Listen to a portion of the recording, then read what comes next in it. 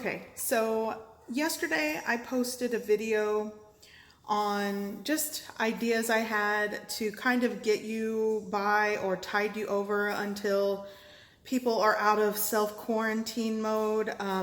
And pretty much the grocery stores look like this.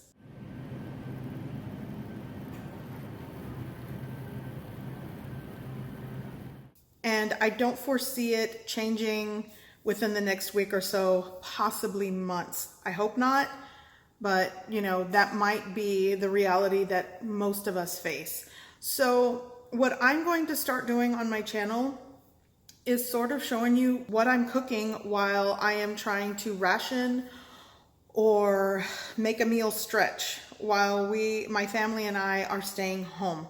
For those of you new to my channel, I do all types of food recipes.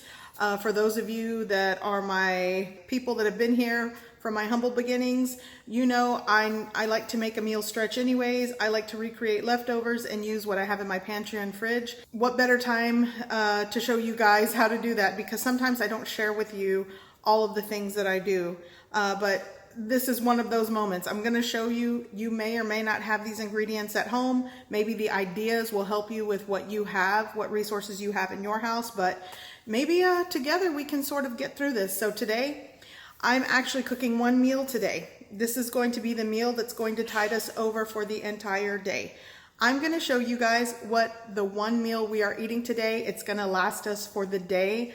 My kids will be fed and, you know, we'll be fine. It'll just help us ration what we have here at home. So let me show you how I do it. Okay, so I'm preheating my little pot. I'm going to add 2 tablespoons of cooking oil and my bag of macaroni alphabet letters. This is a 7.05 ounce bag. Sorry, that was blurry. Now I'm just going to toast these. You'll want to make sure that you brown these and toast them well, because that'll help keep their shape, texture, and stop them from bloating, especially since this is what we are eating today. This is going to be the one meal that I cook, so this is going to last us throughout the day for my kids. Okay, so once everything is toasty, I'm going to add some tomato puree. I'm going to add maybe a half cup. This is a jar that needs to be used in my fridge, so I'm going for it.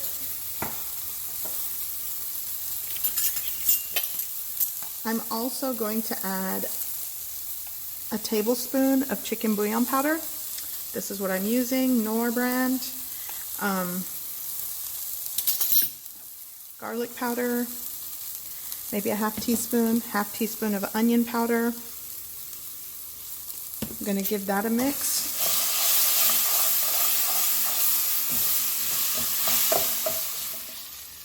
Now I'm going to add 3 cups of water. Now, depending how soupy you want this, maybe you want to add 4 cups.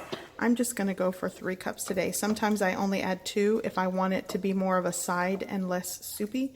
So it's definitely up to you. I'm going to crank the heat up. I want this to simmer. Now I'm going to add some cracked black pepper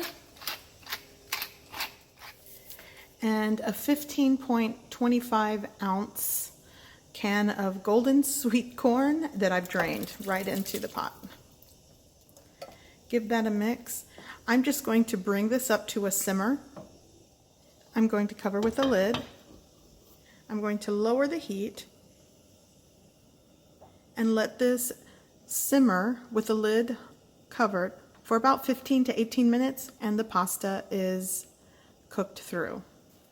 Okay, so for the next part of this meal, I'm actually, I saw this bag of cheese. It's pepper jack cheese, and I had just a tiny bit of shredded mozzarella cheese left. So basically I took a cup of this, and I'm going to ration my shredded cheese, by the way. So I took a cup. I have a little piece of a red onion that I have. I'm rationing that as well. There's still more left in the fridge. And I'm going to make little crispy cheese and onion filled tacos so the kids can have one along with their sopita. So you're going to take your softened, warmed tortilla and just add your mixture. And I probably could get more out of these. I do have more corn tortillas. My family would enjoy a little bit more of these. So I've been preheating my little griddle. My griddle. Gonna add some oil.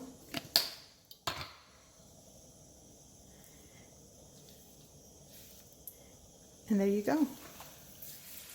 So after filling 5 of them, I still have mixture left, so I can probably get 2 to 3 more if I am conservative with the filling. So I'll probably do that.